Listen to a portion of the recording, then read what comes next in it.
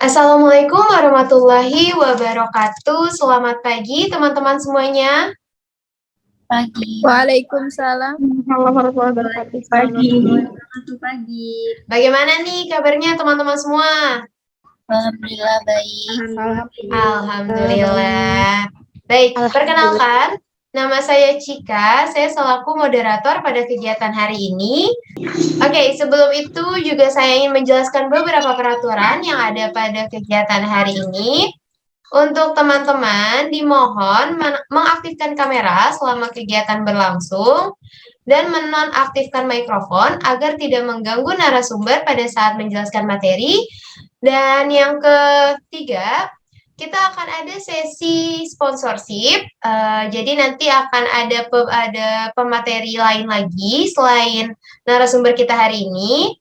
Kemudian yang terakhir akan ada sesi games. Jadi teman-teman dimohon untuk memperhatikan pada saat narasumber menjelaskan materi karena akan ada soal-soal di games yang ada kaitannya dengan materi narasumber ya teman-teman. Oke, baik, kita juga sudah kedatangan narasumber kita yang hebat dan luar biasa pada hari ini, yaitu Dr. Rina Puspita, Sarjana Sains Terapan Magister Kesehatan. Mari kita sapa bersama. Halo, selamat pagi, dokter. Pagi, Assalamualaikum. Waalaikumsalam. Bagaimana, Dok, kabarnya? Alhamdulillah baik, seneng banget nih bisa ketemu sama adik-adik calon bidan dan yang udah pada jadi bidan ya. Alhamdulillah. Baik, berarti sudah siap nih ya Bu untuk Dok untuk menjelaskan materinya kepada teman-teman semua di sini. Ya, insya Allah. Oke, baik. Untuk share screen ingin saya bantu atau bagaimana Dok? Oh boleh dibantu aja. Oke, baik, sebentar. Iya teman-teman, untuk yang terkendala masalah jaringan tidak bisa on kamera tidak apa-apa ya.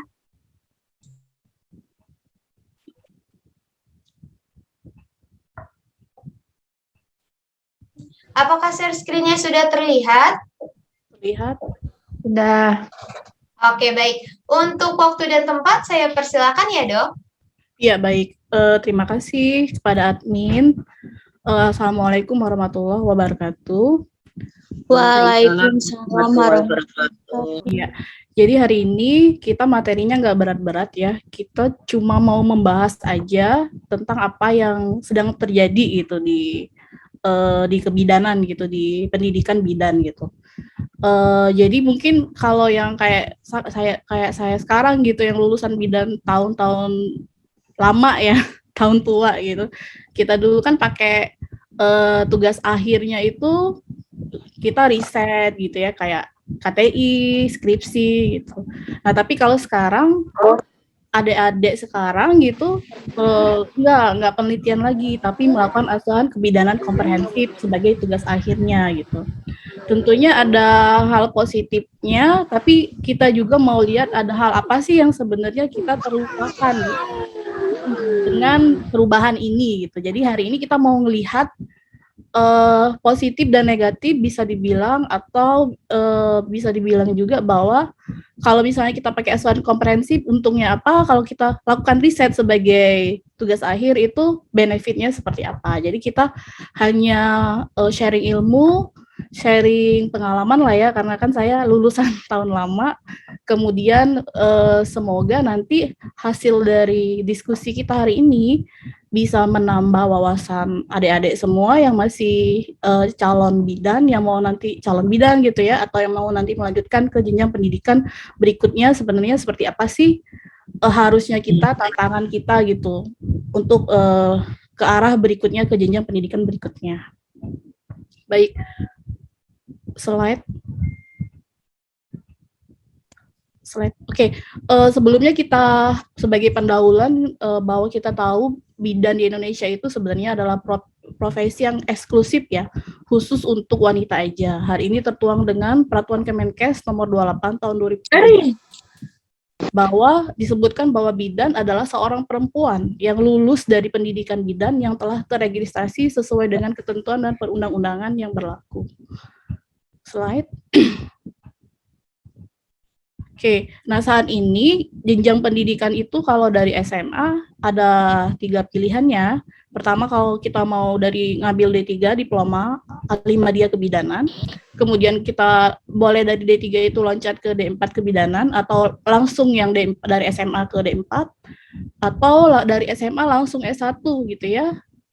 Sarjana kebidanan dan profesi gitu. Nah nanti ini sebagai pilihan kalau yang dari SMA mau kemana, mau kuliah berapa lama, ini bisa atau mau kuliah langsung S1, artinya kita ngambil S1 kebidanan dan profesi. Kemudian saat ini di Indonesia ada kurang lebih 50 kampus yang membuka S1 atau D4 kebidanan, serta kurang dari 10 kampus yang aktif menyelenggarakan S2 kebidanan. Sampai saat ini kita baru sampai jenjang S2 dan belum ada jenjang S3 kebidanan ya untuk di dalam negeri. Oke, slide. Nah, kemudian gimana sih untuk jadi seorang bidan itu? Tentunya dari yang kita kuliah, pendidikan gitu ya, pakai baju putih-putih, akhirnya kita resmi wisuda memakai gelar AMKEP itu tentunya di semester akhir kita harus mengerjakan tugas akhir sebagai syarat suatu kelulusan. Oke, slide. Oke, kalau tugas akhir, kalau menurut KBII sebenarnya tugas akhir itu sebuah karya ilmiah yang harus disusun oleh mahasiswa dengan bimbingan dosen sebagai syarat kelulusan. Kemudian menurut Mahfud, tugas akhir merupakan jenis karya ilmiah yang disusun oleh mahasiswa dengan bimbingan dosen yang pada akhirnya semua tulisan itu bisa memenuhi kaidah standar kualitas sesuai dengan bidang keilmuan mahasiswa. Kemudian menurut Derajat bahwa tugas akhir dapat diartikan sebagai dokumentasi berharga nanti di perguruan tinggi yang bisa dijadikan sebagai sumber informasi serta sumber pelajar yang valid untuk semua sivitas akademik. Slide. Ya, lanjut. Nah, kalau saat ini tugas akhirnya itu apa? Kalau biasanya sekarang di diploma kebidanan itu tugas akhirnya itu melakukan asuhan kebidanan yang komprehensif. Artinya ASKEP kita ikutin ASKEP dari dia hamil, bersalin, nifas, BBL sampai dengan KB, itu kita ikutin terus ibu itu dari awal sampai akhir. Sebenarnya ini juga menerapkan gitu ya metode pembelajaran continuity care gitu. Nah, itulah yang dipakai kebanyakan sama Akbid sekarang. Untuk lulus D3 itu melakukan asuhan kebidanan komprehensif. Jadi ada berapa ASKEP dari hamil sampai dengan KB itu kita ikutin semua. Nah, nanti kalau D4 kebidanan biasanya laporan tugas akhirnya berupa skripsi, betul-betul melakukan penelitian yang boleh deskriptif, boleh kuantitatif gitu ya, yang mencari hubungan, mencari faktor-faktor, biasanya berupa gambaran gitu. Kemudian biasanya S1 kebidanan juga skripsi ya. Nah, nanti S2 kebidanan tesis. Nah, artinya kalau kita lihat dari sini, D4, S1, dan S2 itu sebenarnya jalurnya tuh udah penelitian. Seperti yang kayak dilakukan oleh fakultas-fakultas lain. Hanya D3 aja yang sebenarnya fokus lebih ke profesi kita, yaitu kita lakukan asuhan kebidanan. Oke, lanjut. Jadi asuhan kebidanan komprehensif sendiri sebenarnya adalah asuhan kebidanan atau pemeriksaan dilakukan secara rinci, menyeluruh berkesinambungan pada ibu hamil bersalin nifas, BBL sampai dengan KB ya, yang diharapkan dapat mengurangi kematian yang menjadi salah satu permasalahan terbesar di dunia saat ini, kematian maternal. Artinya kita deteksi dini dari awal banget sampai dengan dia akhir. Lanjut. Kalau penelitian, sebenarnya kalau penelitian murni atau riset, itu sebenarnya upaya pencarian informasi untuk memecahkan suatu masalah tentunya dengan metode yang ada, artinya dengan metode ilmiah.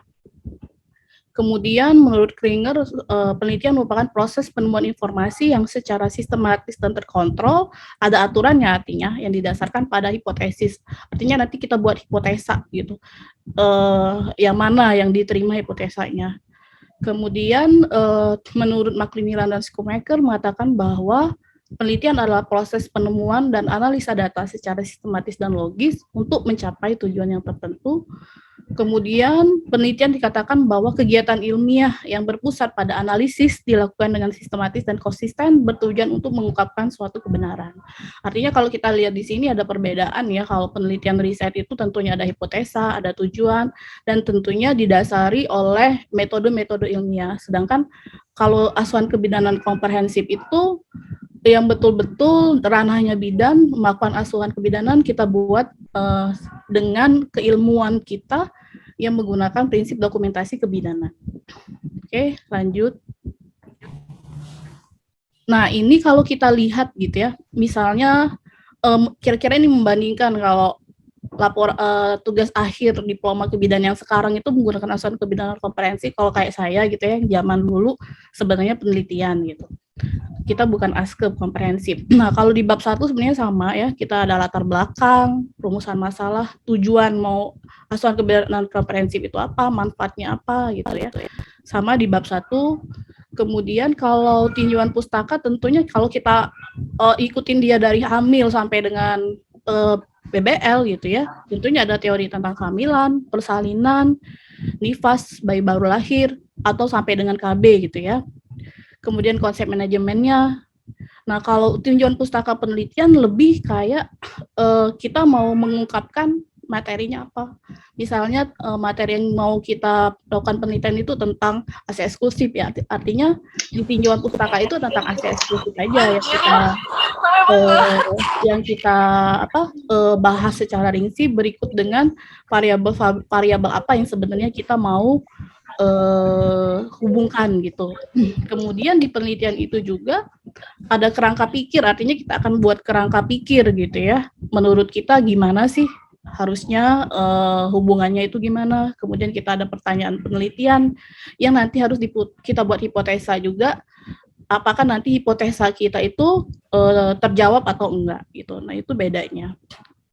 Oke, tentunya kalau kita lihat ke belakang dia ada tinjauan kasus ya. Kalau di bab 3 itu nanti semua askep itu kita taruh semua di sana.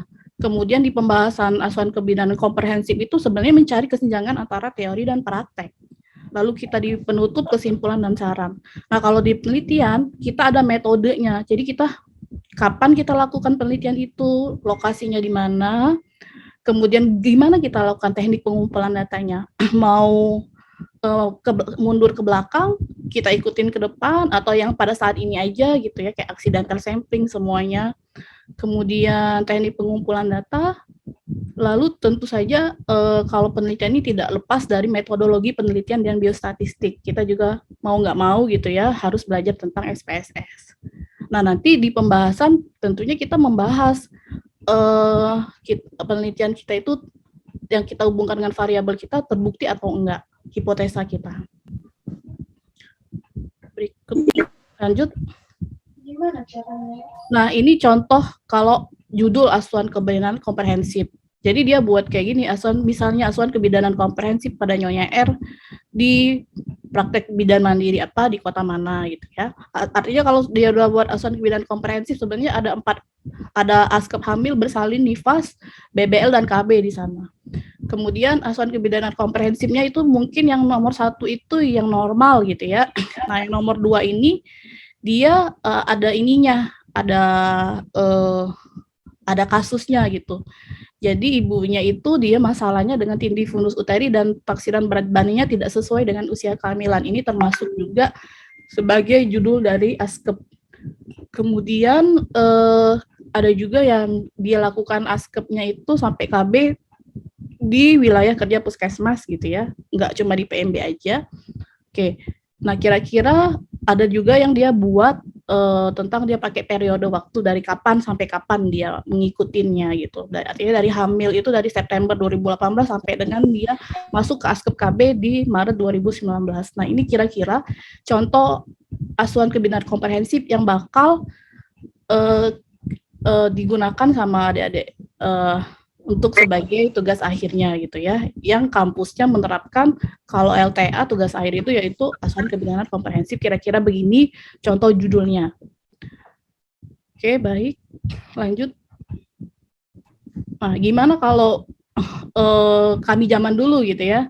Kalau kami zaman dulu itu kan nggak komprehensif. Nah, jadi kami itu kayak gini, buat penelitian yang benar-benar kayak melakukan hubungan, ada gambaran, kemudian ada faktor-faktor gitu. Seperti kita judulnya hubungan berat badan lahir dengan prematur premium gitu ya di PMB. Kemudian kita mau lihat gambaran, boleh gambaran Ibu Primi Gavida, kita hubungkan dengan karakteristik umur, pendidikan, dan pekerjaannya.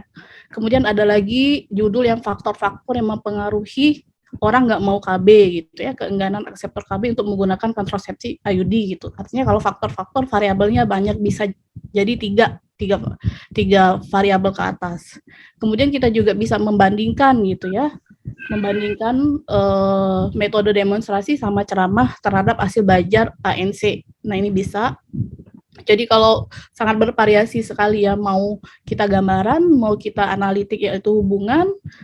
Artinya kalau hubungan itu cuma satu variabel atau dua variabel aja. Nah kalau faktor-faktor lebih dari 3 variabel kita menghubungkan. Oke, lanjut. Nah jadi sebenarnya enakan untung yang mana sih gitu ya? Akhirnya bagusan kita itu LTA-nya asuhan kebidanan komprehensif atau penelitian gitu. Sebenarnya semua ada baik, ada bagusnya semua, dan tentunya ada kekurangan ya gitu. Nah kalau untuk kemampuan yang harus dimilikin, kalau nanti kita tugas akhirnya yaitu asuhan kebidanan komprehensif, tentunya kita harus menguasai semua asuhan, yaitu asuhan kebidanan kehamilan, persalinan, bayi baru lahir, nifas, dan keluarga berencana. Itu semua kita harus kuasain, dari mulai kita buat diagnosa, kemudian perencanaan, itu semua harus kita kuasain, dan tentunya menguasai materi dokumentasi kebidanan yang baik itu gimana gitu, yang benar itu gimana. Kemudian kalau penelitian, kalau tugas akhir kita itu penelitian, tentunya kita harus menguasai mata kuliah dasar supaya kita bisa meneliti gitu, apa aja, misalnya manajemen data, kemudian metodologi penelitian dan biostatistik. Nah itu kita harus kuasain dulu itu, baru kita bisa melangkah untuk melakukan penelitian. Nah, artinya Bu, kalau misalnya kampus saya asuhan kebidanan komprehensif, ya rasanya kalau asuhan kebidanan komprehensif biasanya dia tidak menyelenggarakan materi-materi seperti manajemen data gitu ya, mata aja tuh nggak ada gitu. Artinya gimana untuk melakukan penelitiannya gitu. Tapi nanti kita diskusi, tentunya kampusnya bervariasi gitu ya, langkah-langkahnya.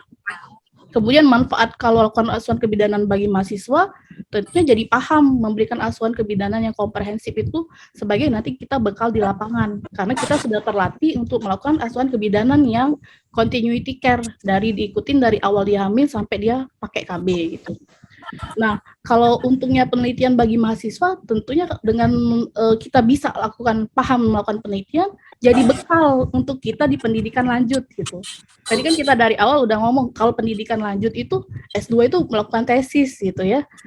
Nah, gimana kita mau lakukan tesis kalau misalnya kita sekarang ini kuliah belum mendapatkan materi itu gitu. Jadi artinya kalau yang dari awal dia lakukan penelitian, tentunya dia sudah terlatih untuk melakukan penelitian itu sampai dia mau ngelanjut kuliah sampai S2 gitu. Artinya dia udah ada bekal gitu ya dari awal. Manfaat perkembangan ilmunya mungkin kalau asuhan kebidanan komprehensif itu sebagai deteksi dini, karena memang dari awal kita ikutin. Artinya kalau dari awal kita ikutin dan benar-benar satu bidan yang ikutin, fokus bidannya ke pasien itu gitu ya. Nah, kalau manfaat perkembangan ilmu bagi kalau kita lakukan penelitian, tentunya kalau penelitian itu kan kita mencari ilmu baru. Artinya akan ada pembelajaran ilmu baru, akan ada update ilmu baru yang akan kita dapatkan. Kemudian manfaat bagi masyarakat, tentunya masyarakat kalau asuhan kebidanan komprehensif itu ya manfaatnya terbantu banget, karena dia diamati banget ibunya dari awal dia hamil sampai dia asuhan KB itu fokus sama bidan yang itu. Jadi semua permasalahan dari awal kendala dia hamil sampai dengan KB itu fokus sama bidan itu. Jadi ini banget, manfaat banget ya bagi pasien. Nah kalau penelitian, tentunya kalau bagi masyarakat itu yang namanya kampus melakukan penelitian itu ya suatu hal yang memang dari dulu gitu ya. Ini juga untuk mendukung bahwa pengabdian kita kepada masyarakat. Misalnya apa? Misalnya kita mau lihat ibu-ibu di komplek A misalnya, rata-rata yang kalau punya bayi ASI eksklusif nggak sih? Ternyata dilakukan penelitian hanya 50% yang ASI eksklusif ibu-ibu di kompleks yang A tadi, mungkin karena ibunya banyak yang kerja gitu ya. Nah, jadi dengan begitu, dengan kita share hasil penelitian gitu, balik lagi kita masyarakat, kita share hasilnya seperti ini, mereka tahu jadi gambarannya. Oh, ternyata kita ini salah ya, harusnya kita kasih akses eksklusif itu selama 6 bulan. Nah, jadi kalau untuk masyarakat sebenarnya lebih kita lakukan pengabdian kepada masyarakat. Kalau manfaat bagi kampus, hingga saat ini asuhan kebidanan komprehensif itu bukan termasuk penelitian. Artinya kalau penelitian itu kan kita harus post di jurnal kita harus publikasi gitu ya. Nah, kalau ini enggak. Jadi kalau asuhan kebidanan komprehensif itu sebagai repositori kampus aja gitu ya, sebagai dokumen dari kampus gitu. Nah, bedanya kalau kita lakukan penelitian, tentunya kalau bayangkan kalau dari satu akbid itu punya 30 mahasiswa semua melakukan penelitian dan semuanya dipublish gitu ya. Artinya terangkatlah nama kampus itu. Nah, penelitian itu sendiri adalah salah satu dari tridharma perguruan tinggi. Artinya dengan banyak suatu kampus itu mengupload penelitian di jurnal, apalagi jurnal-jurnal yang bereputasi internasional gitu ya, atau nasional, katakanlah Sinta 1, Sinta 2, Sinta 3 gitu ya, tentunya akan mengangkat nama kampus itu sendiri. Gitu. Baik, lanjut. Nah, jadi kalau penelitian itu kan sebenarnya salah satu pilar dari tridharma perguruan tinggi. Saat ini kalau sebagai mahasiswa itu kita sebenarnya dituntut untuk bisa mengkritisi pengetahuan yang sudah ada. Jadi dengan kita lakukan penelitian, melalui hasil penelitian itu nanti akan dapat pembelajaran yang up to date. Jadi wawasan kita jadi terbuka, tentu dapat mendukung seorang mahasiswa itu untuk menjadi sosok yang inovatif, ya, kreatif dalam menjawab setiap tantangan pembangunan diri dia untuk kedepannya. Lanjut. Next. Ya. Nah, yang kedua tadi dikatakan bahwa penelitian itu sebenarnya mendukung pengabdian masyarakat gitu ya. Jadi di mata masyarakat sendiri sebuah institusi pendidikan, akbid, stikes atau universitas, perguruan tinggi itu layaknya sebuah kiblat dari ilmu pengetahuan. Pusat dari berbagai ilmu, kemudian kemampuannya pun beragam. Secara moral, perguruan tinggi berkewajiban untuk ikut serta dalam memajukan kehidupan masyarakat di sekitarnya. Jadi dengan kita lakukan suatu penelitian terhadap tentang beragam masalah, tentunya dapat nanti ada solusinya atau inovasinya. Nah, nanti itu akan jadi manfaat langsung bagi masyarakat di sekitarnya. Artinya, kegiatan penelitian sendiri sebenarnya mendukung kegiatan pengabdian masyarakat bagi perguruan tinggi itu sendiri. Lanjut. Nah, yang ini yang paling penting banget ya, apalagi untuk teman-teman di sini mungkin ada yang sebagai dosen gitu ya. Jadi kalau mau dikatakan kampus itu bagus, sebenarnya kampus yang bagus itu salah satunya adalah dengan banyaknya penelitian yang dihasilkan, penelitian dan pengabdian masyarakat yang dihasilkan dari kampus itu gitu. Jadi semakin banyak riset yang dikeluarkan oleh para dosen, yang tentunya dibantu sama mahasiswa gitu ya sebagai tugas akhir, mampu mendorong perbaikan peringkat atau reputasi bagi institusi pendidikan tersebut. Jadi kalau misalnya nanti kita udah ada penelitian, kemudian kita upload gitu ya di jurnal ilmiah, otomatis nanti penelitian akan memasukkan nama institusi, dia dari institusi mana, misalnya universitas apa gitu ya, sehingga nama institusi perguruan tinggi itu akan semakin dikenal dengan banyaknya penelitian itu. Nah, sebenarnya rankingan dunia atau Indonesia sendiri mau mengatakan kampus mana sih yang paling bagus, apakah UI, UGM, ITB, itu menggunakan perankingan salah satunya adalah dengan berapa banyak jurnal yang keluar dari universitas tersebut. Jadi kayak QS World Ranking sama Webometric ataupun Tesla itu mengatakan bahwa produktivitas dari bidang penelitian ini sebagai salah satu tolak ukur dalam melakukan peningkatan. Jadi bayangkan kalau suatu kampus itu nggak upload jurnal gitu ya, nggak lakukan penelitian, nggak upload jurnal, padahal mahasiswanya banyak, sayang banget. Jadi pemeringkatan kampusnya pastinya akan menurun gitu. Nah, itu sayang sekali. Mungkin setiap kampus harus ya, untuk setiap dosen itu tentunya harus dia melakukan penelitian setiap semesternya gitu. Tapi alangkah baiknya kalau mahasiswa lakukan penelitian juga dibantu sama dosen, makin banyak, makin cepat kita untuk banyak penelitian yang kita publish, sehingga pemeringkatan dari kampus kita sendiri makin bagus gitu. Oke, lanjut. Nah, ini kalau kita kalau kita lihat ya di Google Scholar atau Google Cendekia gitu, kalau kita lihat ada berapa banyak sih sebenarnya penelitian kebidanan itu sendiri yang sebenarnya sudah ada. Sebenarnya kalau kita pakai cara yang umum ya, misalnya kayak misalnya kayak di bidang kebidanan apa gitu ya, kita pakai kata kunci kebidanan aja, itu sebenarnya kira-kira ada 301 jurnal ya, 301.000 jurnal ya yang bisa kita lihat gitu. Ada hanya 300 ribuan jurnal. Kemudian kita lihat lagi next. Kalau teman-teman dari keperawatan, nah teman-teman dari keperawatan ini udah 539.000 jurnal gitu. Artinya kan kita kurang ya kalau di bidang keperawatan gitu. Oke, lanjut. Lagi ada satu lagi dari profesi teman kita yang farmasi ya. Nah, kalau farmasi udah 423.000 jurnal. Itu artinya kalau dilihat dari sini aja sebagai tenaga kesehatan bidan itu kurang masih ya untuk jurnalnya. Ini kan masih terbilang jurnal dalam negeri ya. Yang kalau kayak gini kan kita ketik pakai bahasa Indonesia, dia muncul bahasa Indonesia. Artinya untuk bahasa Indonesia aja, bahasa kita yang gampang kita buatnya itu hanya 300. Gimana kita mau bersaing dengan jurnal-jurnal internasional yang orang pakai midwife ya, midwifery gitu. Kata kuncinya makin jauh yang gunakan bahasa Inggris tuh tentunya kita makin jauh ya kalau kita lihat jurnal-jurnal dari Indonesia. Oke, lanjut. Artinya dari publish jurnal aja kita kurang ya. Nah, ini contoh-contoh jurnal gitu ya, yang nanti biasanya dipublish. Nah, ini kayak dipakai bahasa Inggris ya, determinasi of male and female infertility, kemudian efek dari hipnotese. Nah, ini jurnal-jurnal bidan ya, bidan yang melakukan penelitian kemudian diupload. Nah, kira-kira inilah jurnal-jurnalnya. Nah, sayangnya asuhan kebidanan komprehensif kita itu nggak bisa diupload di jurnal kayak gini ya, karena dia bukan penelitian, karena dia asuhan kebidanan komprehensif. Oke, lanjut. Lalu gimana sih? Jadi kalau asuhan kebidanan komprehensif sebagai tugas akhir mahasiswa kebidanan itu versus kemampuan risetnya. Ternyata kurang ya kemampuan risetnya, apalagi selama mahasiswa itu kuliah, dia belum pernah melakukan penelitian. Lanjut. Solusinya gimana? Nah, biar kita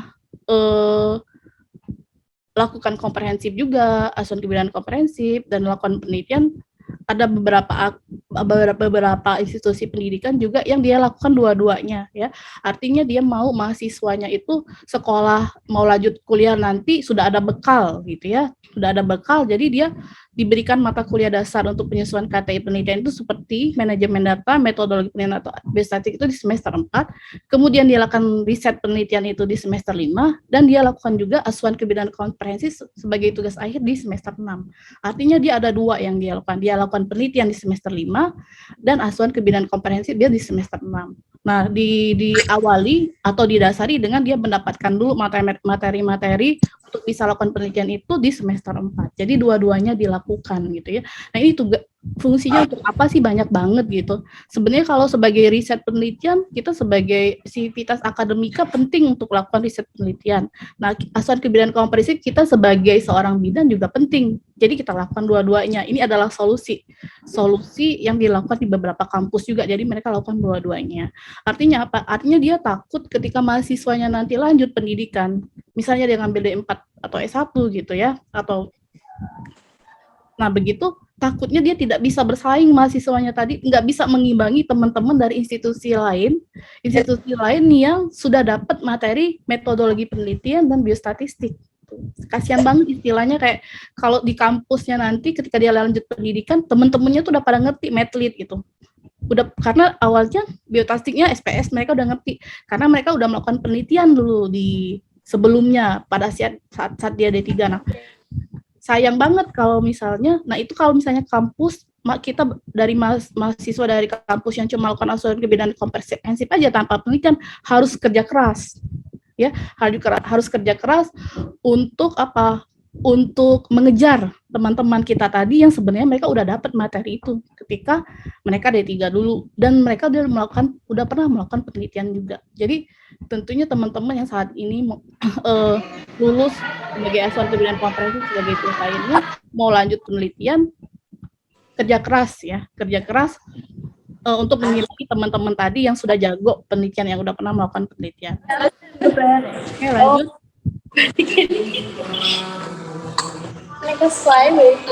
Lanjut. Oke, jadi reputasi perguruan tinggi ya kampus kita itu terletak pada hasil penelitian dan pengabdian masyarakat yang telah dihasilkan dari perguruan tinggi tersebut. Ini kalau kita lihat benefit perguruan tinggi kita ya. Kemudian penelitian sendiri merupakan jantung dari perguruan tinggi gitu ya. Hal tersebut akan berdampak pada reputasi perguruan tinggi di kemudian hari. Oke, lanjut.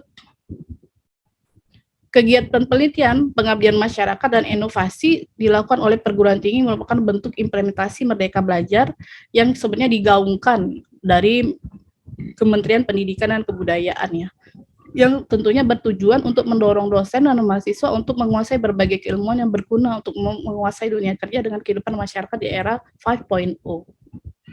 Jadi penelitian dan Pengapmas ini sendiri sebenarnya digaung-gaungkan oleh Kemendikbud. Lanjut.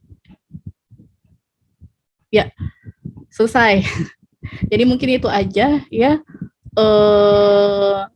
brainstorming lah ya, diskusi kita hari ini. Bukan juga bermaksud mengguruin gitu, tapi kira-kira membuka tantangan teman-teman, membuka wawasan teman-teman gitu ya. Kira-kira kalau tadinya kuliah dengan asuhan kebidanan komprehensif sebagai tugas akhir, mau lanjut pendidikan, mungkin sekarang bisa deh dibaca, dicicil-cicil buku-buku Medlit atau buku-buku biostatistik gitu ya, karena toh mau lanjutkan pendidikan nanti mau penelitian juga gitu. Takutnya kita kalah gitu ya, kalah sama teman-teman dari kampus yang dia lakukan penelitian gitu. Kita ngejarnya agak ngegas gitu ya, orang udah jalan cepat, kita baru mau belajar dasarnya gitu. Mungkin itu aja tujuan ya dari diskusi kita hari ini. Artinya kita kalau mau lanjut pendidikan yang lebih tinggi setelah D3 ini, kita harus mempersiapkan diri kita dan melihat kekurangan kita itu apa, supaya kita bisa bersaing dengan teman-teman di kampus berikutnya. Baik, mungkin itu saja presentasi dari saya, Ibu Admin. Terima kasih. Baik, Dok, ini ada beberapa peserta yang bertanya di kolom chat. Ya.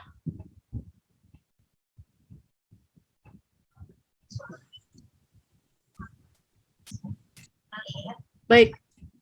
Mau saya yang baca ya? Boleh, Dok, boleh.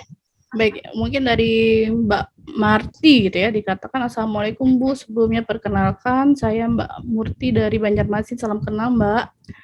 Saya izin bertanya, kan itu tadi ada di slide Ibu menjelaskan Undang-Undang tahun 2017 mengatakan bahwa bidan adalah yang sudah menyelesaikan pendidikannya. Apakah Undang-Undang tersebut sama aja dengan nah mungkin nanti kalau undang-undang kita ini lagi ya, kita bahas lagi ya, karena saya belum baca juga, belum baca lagi gitu yang dimaksud undang-undang ini apa gitu ya.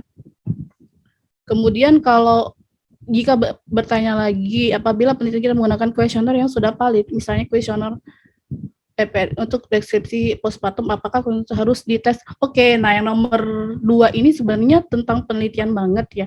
Jadi kalau misalnya kuesionernya itu sudah valid, artinya sudah pernah dipakai orang gitu ya, sebenarnya kita tidak perlu lagi diuji kevalitannya, kecuali Mbak buat kuesioner baru, nah itu harus diuji validitas dan reliabilitas. Artinya sebelum nanti lanjut ke lapangan artinya untuk menyebar kuesioner di 100 orang peserta, dicoba dulu di 20 orang peserta gitu, untuk mengecek reliabilitas dan validitasnya. Jadi dicoba dulu di sampel yang lebih kecil, kemudian dites dengan tes reliabilitas dan validitas.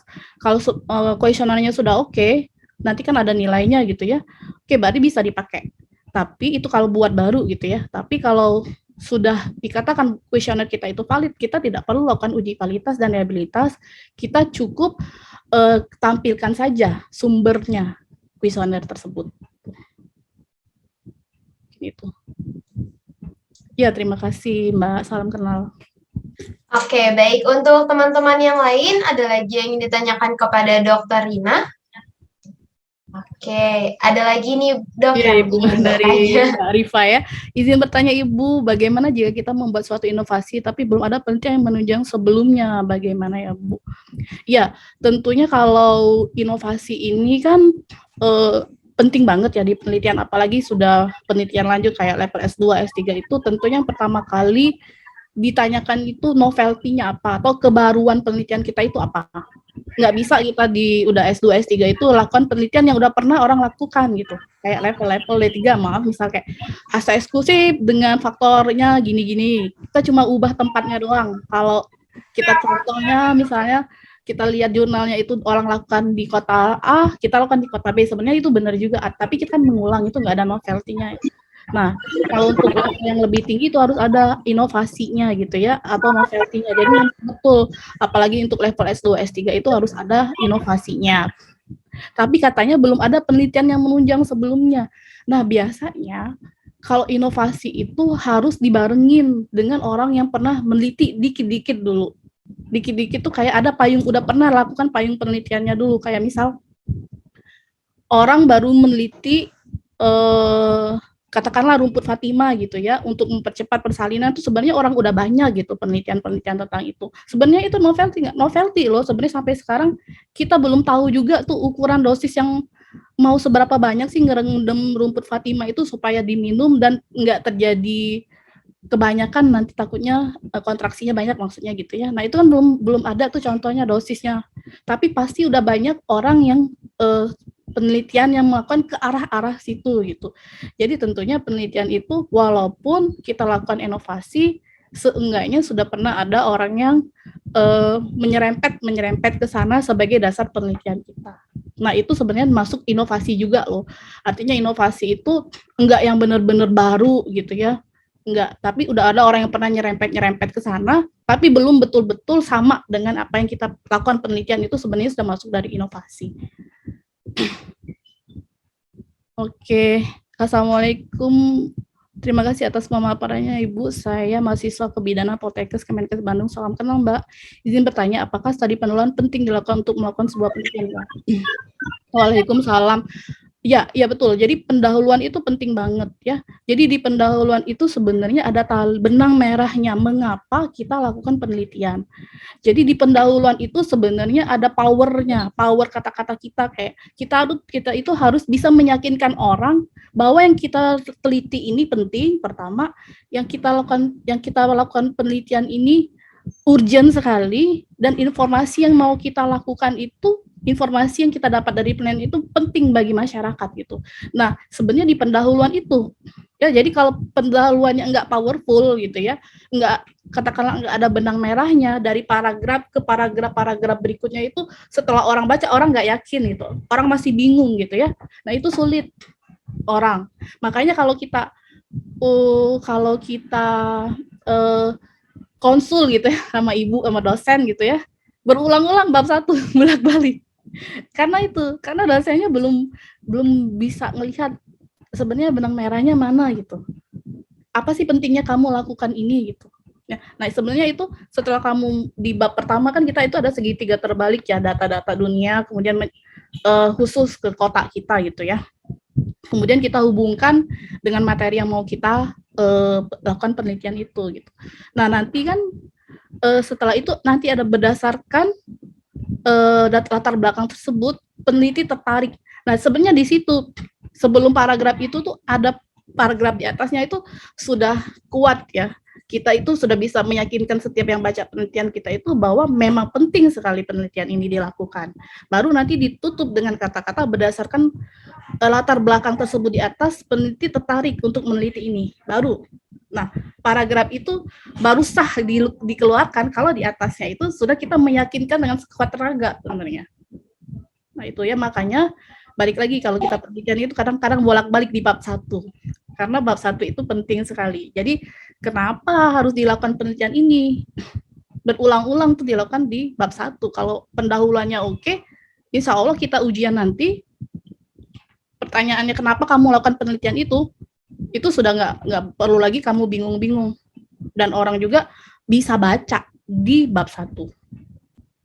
Mungkin itu ya dari itu. Oke, Assalamualaikum Bu, perkenalkan saya. Ya, sama-sama. Saya dari Poltekkes Semarang, izin bertanya untuk melakukan penelitian di sekolah. Studi pendahuluan dilakukan bisa hanya dengan wawancara dengan guru atau harus disertai pengisian kuesioner. Terima kasih. Oke, nah kalau kita di sekolah, tergantung kita mau penelitiannya apa. Kalau kita lakukan pengisian mengenai kuesioner, tentunya kalau kita penelitian itu harus ada alatnya ya. Pertama kita lihat penelitian itu sebenarnya dia gunakan data primer atau sekunder. Kalau data primer tentunya pakai kuesioner. Nah kalau data sekunder nggak perlu nyebar kuesioner, artinya kita datang aja ke sana, kita lihat dokumentasi mereka. Kita mau lihat apa? Misalnya kita mau lihat apa ya kalau di sekolah, misalnya imunisasi gitu ya, kayak anak SD misalnya imunisasi itu kan masih nggak sih sekolah itu melakukan imunisasi dasar gitu ya di SD itu. Nah itu kan nggak perlu nanya ke guru ya, cukup dilihat dokumentasi mereka aja, nanya apa enggak. Jadi kita sebenarnya nggak perlu wawancara dengan guru juga. Tapi kalau yang penelitian kita itu mau melihat membutuhkan data primer yang melakukan wawancara, ya tentunya harus pakai kuesioner. Jadi tergantung aja penelitiannya Mbak, sebenarnya datanya primer atau sekunder. Kalau sekunder sebenarnya tidak perlu pakai kuesioner ya. Tapi kalau data primer, kuesioner adalah salah satu alatnya. Izin bertanya lagi, apabila belum lulus dari ujian lisensi tersebut harus mengulang berapa lama untuk menunggu adanya? Oh, maksudnya ini UKOM ya? Ujian UKOM ya, Mbak Alfia ya? Ya, kalau UKOM, jadi kan kita sekarang, jadi pertanyaannya ini sudah menyebar, nggak di penelitian. Nggak apa-apa lah ya, kita sama-sama sharing ilmu ya, anak-anak kebidanan semua ini. Ya, jadi kalau kita itu kan sekarang exit exam ya, exit exam. Jadi artinya ketika kita udah lulus dari, dinyatakan udah lulus sama kampus, kita udah selesai LTA-nya, kita udah komprehensifnya kita udah selesai gitu ya. Dan di yudisium, nah kita itu harus ikut yang namanya UKOM gitu. Nah tapi itu ada lulus, ada nggak lulusnya. Nah yang nggak lulus, kita nanti ikut lagi ujian yang namanya ujian retaker. Nah nanti gimana caranya kita tetap update sama admin dari kampus kita gitu. Mbak ini saya nggak lulus, nanti kalau ada ujian retaker, tolong kabarin, tapi biasanya mereka akan ngabarin ya, untuk yang nggak lulus-lulus. Bisa jadi yang nggak lulus pada saat ini, atau yang dulu-dulu juga belum lulus-lulus, nah itu namanya ujian retaker. Pokoknya nanti di ini aja, di update terus ya sama kita dengan admin dari prodi kita itu kapan retakernya. Nah kalau kita udah lulus dari ujian UKOM itu barulah kita bebas untuk lakukan menjadi praktisi kebidanan ya, mau kerja di rumah sakit, mau kerja buka praktek sendiri gitu. Jadi kalau misalnya kita belum lulus UKOM, kita harus ini dulu, harus fokus dulu di lulus UKOM ini deh. Ya jadi belajar dulu, biasanya kampus-kampus itu ya, kayak kampus, ada beberapa kampus dia lakukan tryout. Jadi sebelum anak-anaknya ujian UKOM, mereka tryout dulu. Jadi dibedah satu-satu soalnya. Jawabannya ini, kenapa jawaban ini, gitu ya, dilihat terus kayak gitu. Nah kalau ada yang retaker boleh ikut sama Bu saya mau tryout gitu, ikut ya. Nah ikut dulu tryout. Nah insya Allah dari situ biasanya sih yang tryout ini manjur gitu, bisa meningkatkan orang untuk tingkat kelulusannya itu naik dengan mahasiswanya di tryout dulu sama pihak kampus gitu. Karena kan dibedah satu-satu, artinya sudah bisa mereka gambarannya nanti pertanyaannya begini. Biasanya sih pertanyaannya itu aja gitu ya, temanya. Assalamualaikum Bu, saya Cindy bertanya, untuk penelitian dari prodi kebidanan atau KITI biasanya ada perbedaan dengan asuhan apa Ibu? Ya bedanya tadi ya, kalau asuhan kebidanan komprehensif kan kita lakukan asuhan kebidanan aja, dari dia hamil, bersalin, nifas, sampai dengan KB sebagai tugas akhir kita. Kalau penelitian itu kita benar-benar lakukan penelitian, riset, ya. Nah sayangnya ada beberapa kampus yang memang dia nggak ada penelitiannya, artinya dia cuma komprehensif aja. Nah jadi itu bagus apa enggak? Ya sebenarnya ada untung ada untung-untungnya, dua-duanya itu ada manfaatnya semua ya. Artinya kalau adik dari kampus yang cuma melakukan asuhan kebidanan komprehensif aja tanpa lakukan penelitian, takutnya nanti ketika mau lanjut ke pendidikan yang lebih tinggi, adik harus ngejar dengan teman-teman yang dia akan lakukan penelitian gitu. Ya, jadi kalau teman-teman yang lakukan penelitian itu dia sudah ada basic metodologi penelitian, dia udah belajar, kemudian biostatistik dia udah belajar. Jadi ketika mau lakukan tugas akhir di jenjang pendidikan berikutnya, katakanlah mau D4 gitu, kita itu harus belajar dari awal karena kita nggak dapat materi itu gitu. Beda dengan kampus yang dia selenggarakan penelitian, dia selenggarakan juga asuhan kebenaran komprehensif di diploma 3. Gitu aja. Ya, jadi lebih bekerja keras dari kampus yang hanya lakukan asuhan kebidanan komprehensif. Assalamualaikum Ibu, saya Rika Yulianti, izin bertanya mengenai kesenjangan antara teori dan praktek. Untuk kesenjangan teori dan bisa kita lihat itu harusnya dari referensi buku atau bisa dari internet. Ya kalau sekarang memang ya di pembahasan asuhan kebidanan komprehensif itu kan kita itu melihat asuhan kebidanan yang kita kasih ke pasien itu sama nggak sih dengan teori? Karena ada yang beda ya, kayak gini, misal pemberian tablet FE. Pemberian tablet itu kan 90 tablet ya, harus habis sampai dengan akhir kehamilan. Ternyata cuma 70 aja. Alasannya macam-macam, mual muntah gitu ya. Lupa Bu, inilah nggak cocok segala macam. Nah, itu salah satu kesenjangan. Kesenjangan antara teori dan praktek. Nah, itu harus dibahas. Sebenarnya bagusnya gimana sih kalau terjadi kayak gini. Nah, kalau untuk sumber bisa dari referensi buku atau internet juga bisa. Tapi kalau zaman sekarang kita cuma ngandelin buku aja, kita kalah jauh. Ya, karena orang sekarang penelitian baru-baru up to date itu di-upload di jurnal tadi yang saya bilang tadi. Jadi jurnal penelitian yang kita lakukan mungkin udah pernah ada yang penelitian kayak ternyata dengan 70 tablet FE aja itu udah bagus gitu untuk dia hamil gitu. Nah, kalau itu kan nggak ada di buku. Tentunya ada di update yang baru-baru ya. Makanya penelitian tadi penting saya bilang. Nah, tentunya kita harus cari jurnalnya. Ya, jurnal, bukan internet kayak blog-blog aja, enggak. Kalau blog-blog kita nggak bisa pertanggungjawaban ini benar nggak sih yang nulis siapa, keabsahannya di mana, itu nggak ada. Jadi ada baiknya kalau untuk sumber itu cari di internet, buka Google Scholar atau Google Cendekia, nah ketik aja di sana tablet FE gitu, ya keluar banyak tuh. Nah jadi kita belajar dari internet. Nah itu bisa dipakai ya kalau dia sumbernya dari internet, dari jurnal. Nah bukalah jurnalnya, dibaca. Di situ ada, makanya nah nanti kalau kita bicara jurnal juga ada peningkatannya. Dari yang paling, kalau dari Indonesia itu Sinta 1, 2, 3, 4, 5. Yang paling rendah sebenarnya Sinta 5. Yang paling bagus adalah Sinta 1. Makin kita dapat materi itu di Sinta 1, artinya jurnal yang kita dapat sumbernya di Sinta 1, artinya makin ini ya, makin lebih buat kita percaya bahwa teori atau yang kita baca itu keabsahannya tuh udah bagus gitu.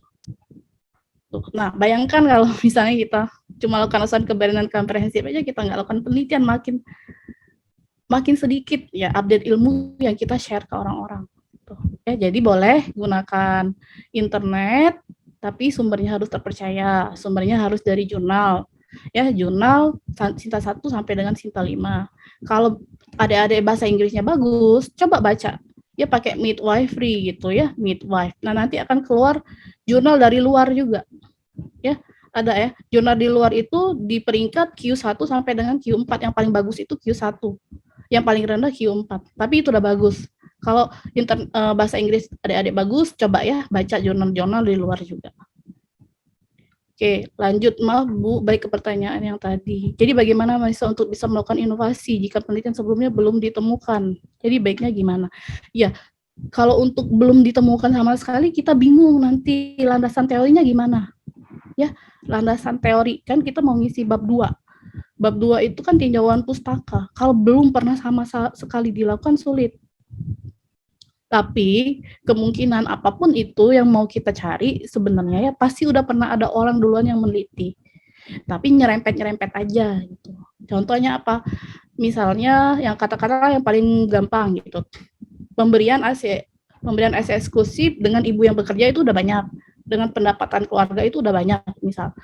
Dengan variabel apa? Misalnya dengan promosi gencaran susu formula ini udah ada tapi sedikit gitu. Jadi variabel apa itu sebenarnya mungkin variabelnya aja yang baru mau kita buat inovasi. Tapi sebenarnya inti dari teorinya itu sebenarnya sudah ada. Tapi kalau memang belum sama sekali ada, saya katakan sulit ya. Sulitnya apa? Kita teorinya dari mana kalau nggak ada landasannya? Contohnya apa ya? Melahirkan di kolam es, misal gitu ya. Udah ada belum landasan teori yang kayak gitu gitu. Kalau memang belum ada gitu ya, sulit kita mau gimana kita cari tinjauan pustaka, ngisi tinjauan pustaka. Kemudian di pendahuluan. Nah, pendahuluan itu kan tentunya kita mengkaitkan dengan penelitian-penelitian yang sudah lalu. Lalu gitu ya. Yang dikatakan inovasi itu mungkin variabelnya nanti berbeda gitu. Jadi kalau penelitian yang benar-benar sama sekali baru, kemungkinan nanti akan sulit dilakukan ya, karena kita kekurangan sumber-sumbernya untuk mengkaitkan penelitian kita. Gitu. Ada lagi? Oke, baik. Nanya dia yang nanya. Iya lumayan ya dok. Ada yang raise hand nih dok, dari Marti ya? Iya. Boleh langsung on mic aja? Oh boleh. Terima kasih atas waktunya. Sebelumnya salam kenal. Salam kenal. Tinggi, sebelumnya mohon maaf Okem karena jaringannya kebagi soalnya ikut seminar juga. Oh iya. Tinggi, saya izin bertanya, untuk penelitian secara langsung itu kan datanya pasti kan data primer. Nah itu untuk respondennya itu ada target respondennya misalnya ada 40 responden kayak gitu. Terus kalau misalnya sudah ditargetkan nih misalnya 30 responden. Nah 30 responden itu belum dapat. Nah apakah kita bisa langsung untuk majukan untuk Semhas atau harus kita melakukan penelitian lagi? Terima kasih Bu. Ya, perwakilan alhamdulillah ya daripada tidak Tadi, sama sekali. Kalau belum cukup responden mau seminar hasil gitu maksudnya ya.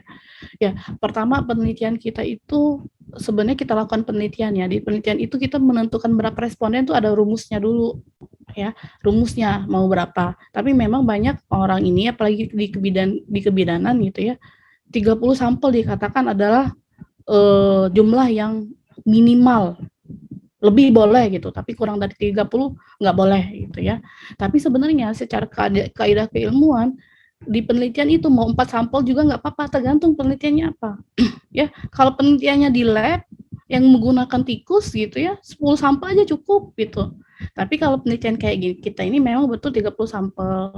Nah, kalau untuk seminar hasil 30 sampelnya belum tercukupin, ya sebaiknya jangan seminar hasil dulu atau diubah target sampelnya dibuat aja yang kita dapat gitu. Jadi nggak bisa kalau target responden kita itu 30 responden sedangkan kita udah mau seminar hasil itu nggak bisa.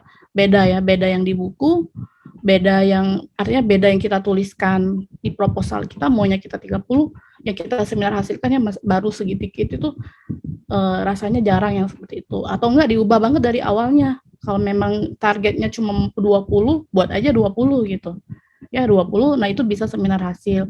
Nah yang diganti apa? Yang diganti adalah rumus pencarian data responden. Gitu. Diganti. Jadi kalau misalnya accidental, atau bisa accidental sampling aja, diganti accidental sampling. Jadi pasien atau responden kita itu yang ada pada saat kita lakukan penelitian itu. Gitu aja.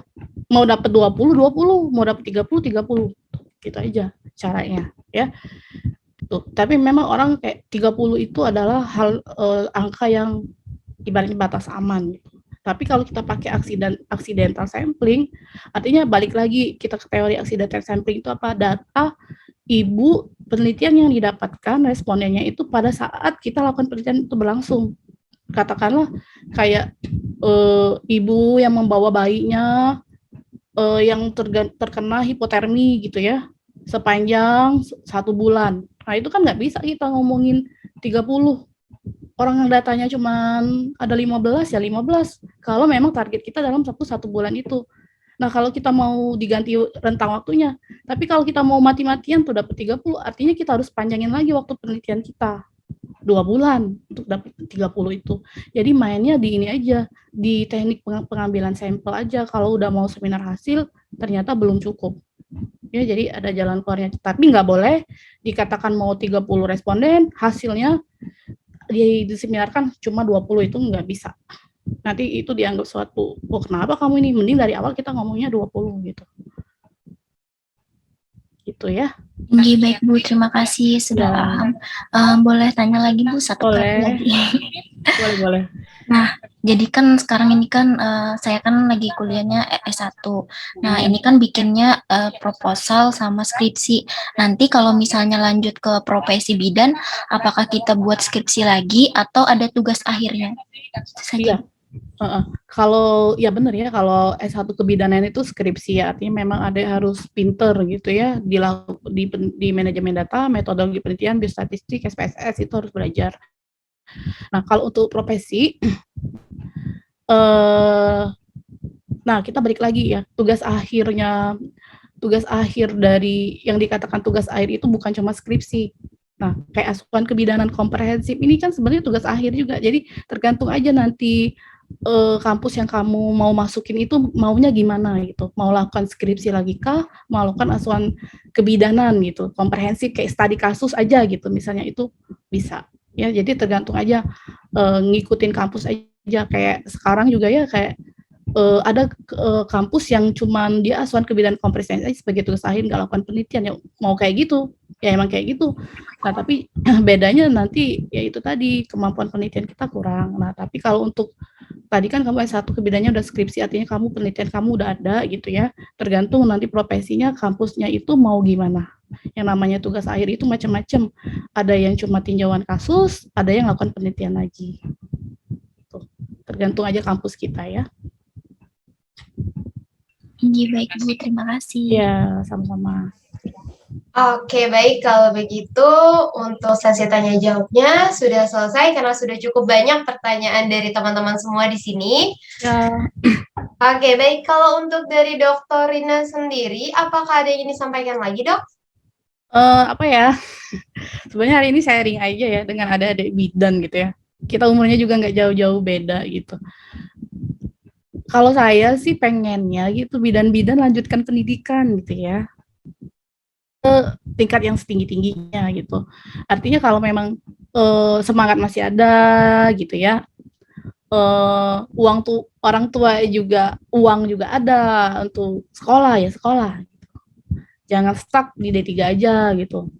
Kayak yang udah S1, jangan stuck di S1, lanjut ke S2 kebidanan gitu, karena kita perlu dosen-dosen yang linear ya, linear S2, S1 kebidanan, S2 kebidanan. Saat ini kita belum ada S3 kebidanan. Nah, mungkin dengan banyaknya teman-teman dari adik-adik bidan yang berpendidikan tinggi, kita bisa sama-sama memikirkan gitu ya, ayo dong buat S3 kebidanan. Kenapa sih nggak ada gitu ya? Kayak S3 farmasi ada, S3 keperawatan udah ada, tapi untuk profesi kita itu belum ada S3 kebidanannya. Tuh, nah nanti harapan saya jangka panjang ya, seumur hidup pengennya sebelum saya meninggal sudah ada S3 kebidanan gitu ya. Jadi kita bisa sekolah itu lanjut terus. Jadi kita itu nggak stuck di S2 kebidanan aja. Itu maunya saya. Semoga teman-teman yang ada di sini mau lanjut sekolah lagi gitu ya. Mau bersama-sama kita memikirkan profesi kita ini untuk lebih maju gitu. Itu aja. Tapi untuk teman-teman ya yang fokus praktek ya silakan gitu ya. Karena memang uangnya banyak di sana. Jadi beda ya, terserah. Kalau teman-teman passionnya mau cari uang ya silakan gitu ya. Nggak apa-apa, D3 aja tuh udah banyak duitnya ya. Banyak kok duitnya gitu. Terserah aja, tapi maunya saya ada beberapa juga yang lanjutkan pendidikan untuk membantu kami gitu sebagai dosen kebidanan ini supaya profesi kita jauh lebih maju. Oke, baik. Kalau begitu, terima kasih banyak, Dok, atas penyampaian materinya pada hari ini. Semoga materi yang disampaikan dokter hari ini bermanfaat untuk teman-teman semua. Kalau begitu, kita lanjut ke sesi berikutnya ya, teman-teman. Jadi, diharapkan untuk teman-teman jangan leave terlebih dahulu ya.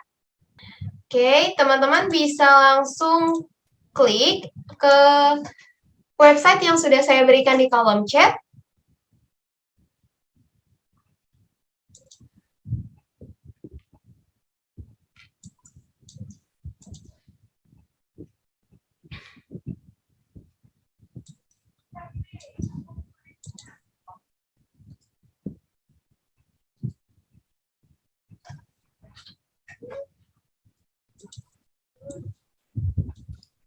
Oke, teman-teman bisa langsung join saja, bisa langsung barcode, atau teman-teman langsung klik website yang sudah saya berikan di kolom chat ya.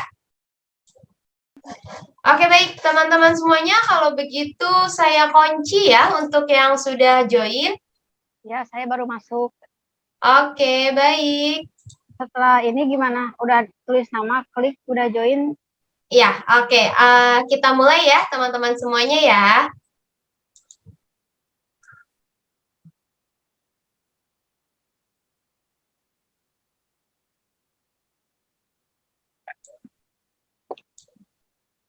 Oke, soal pertama teman-teman.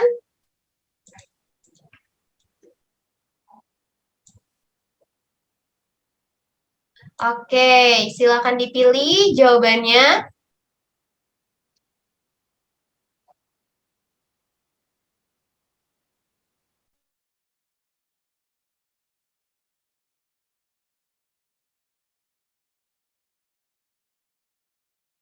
Oke, 34 menjawab jawaban benar ya. Kita next ke soal berikutnya. Oke, Sri Hartati adalah menduduki peringkat pertama nih ya. Kita lanjut. Oke, soal kedua teman-teman.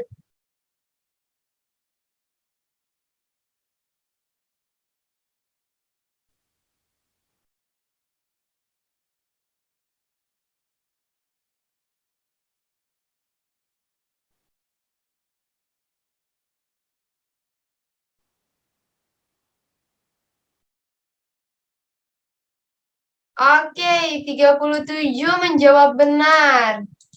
Kita lihat. Oke, Sri Hartati dibalap oleh Milka, Aprian, dan Cindy ya. Kita lanjut ke soal berikutnya.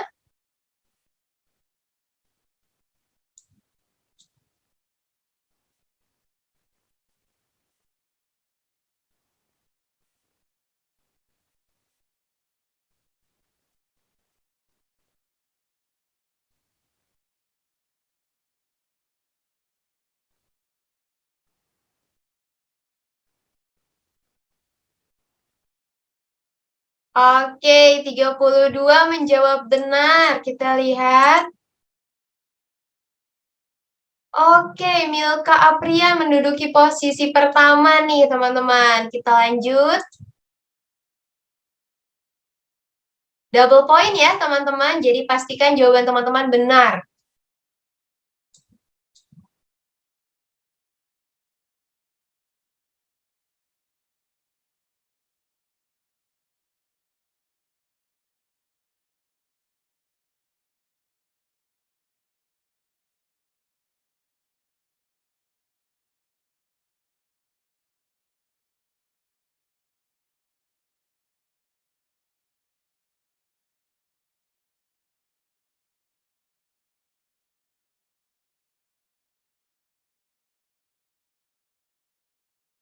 Oke. Banyak yang menjawab. Ternyata hanya satu orang yang menjawab benar ya, teman-teman. Oke, kita next. Oke, Milka Aprian masih menduduki posisi pertama nih, teman-teman. Kita tersisa 2 soal lagi ya, teman-teman.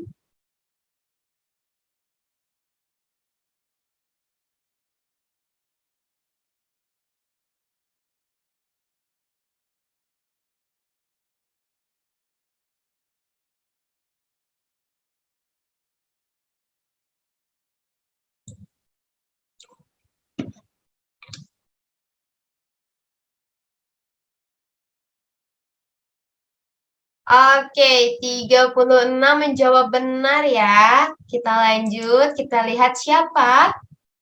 Oke, Milka Aprian masih menduduki posisi pertama ternyata, teman-teman. Kita lanjut ke soal terakhir ya.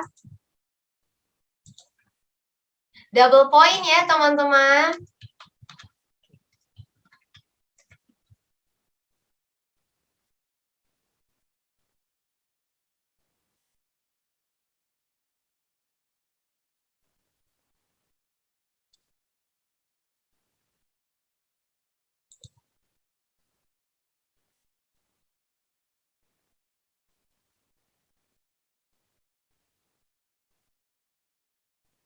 Oke, 21 orang menjawab benar di soal terakhir. Kita lihat pemenangnya siapa untuk games hari ini ya, teman-teman.